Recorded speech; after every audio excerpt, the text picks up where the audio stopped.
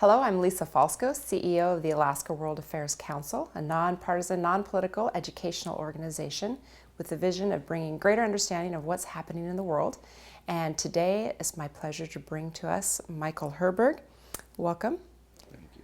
Mikkal Herberg is a research director on Asian energy security at the National Bureau of Asian Research. He's a senior lecturer for the International Relations Graduate Program at UCSD. A former employee of ARCO, where he was Director of Global Energy and Economics, among other things. A frequent lecturer, testifier, and writer of some fantastic articles, which, by the way, is how I found you, by some of your articles, and welcome to Alaska. Well, thank you very much. You've ordered up some nice cold weather for me. We sure have. So tell me, what was it that got you interested in the Asian energy market? Seems like a lot of your writings right now are focused on Asian energy. Well, the last, I was with ARCO for 20 years doing strategic planning, watching energy markets, oil markets. And particularly after 1990, you could see that Asia was going to be the ground zero for global energy demand, particularly China. And so as that accelerated during the 90s, and we had a lot of business in China, across Asia, I spent a lot of time in Asia working on projects, markets, other things. You just recognized how Asia's economic growth and energy demand growth was going to be so extraordinarily large that it was going to become a really dominant feature of the global energy system. So it made perfect sense to focus on it. So it seems like the U.S. and China are the dominant players both for supply and demand for energy. What do you see for these two in the future? Do you see any partnership or working together of these two countries? I think it's an absolutely critical question. I mean, it's what I call the E2. The China and the U.S.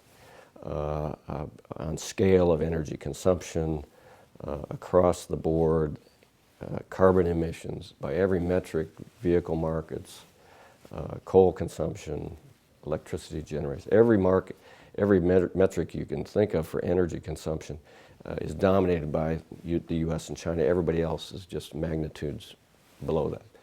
If we are going to tackle things like energy security, oil security, stability in the Middle East in the future, if we're going to tackle environmental challenges of energy, or if we're going to tackle CO2 emissions on any kind of a global scale, it simply will not work unless the U.S. and China can come to some consensus on what needs to be done.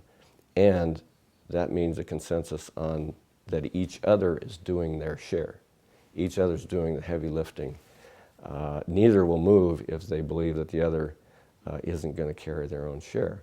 So I think it's vital that the U.S. and China have a constructive energy relationship, collaborative energy relationship, to meet any of these challenges that we face in global markets: oil prices, oil security, how to deal with the problem of coal. We're the two largest coal consumers in the world by a mile. So all of these important energy challenges will require some collaboration between the U.S. and China, and that's difficult because the strategic competitive overlay on this relationship, each seeing the other, China seeing the U.S. as trying to contain China's rise, the U.S. seeing China's rise as potentially upsetting the status quo in Asia strategically.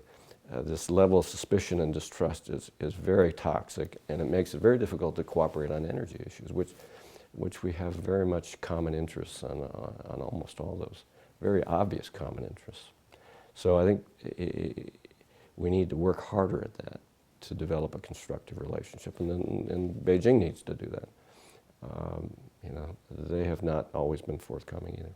So where do you see Alaska's position in this global energy market and portfolio? Well, I think the key issue here would be the LNG issue. I mean, Alaska is a significant oil exporter to the lower 48 largely.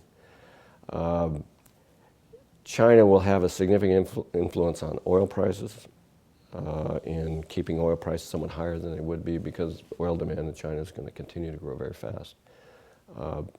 I think For Alaska, the key issue is finding a market for this stranded natural gas. Asia is the logical place for that. The LNG market, liquefied natural gas market, is going to grow dramatically over the next decade, at least by 50–60% in the next 10 years. That's a huge opportunity for potential suppliers of LNG to meet that demand.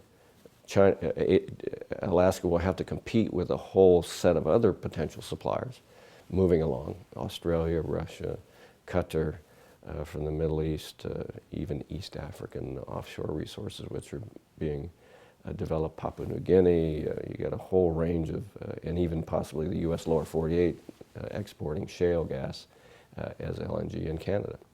So there's an opportunity, but Alaska faces a pretty crowded supplier environment as well.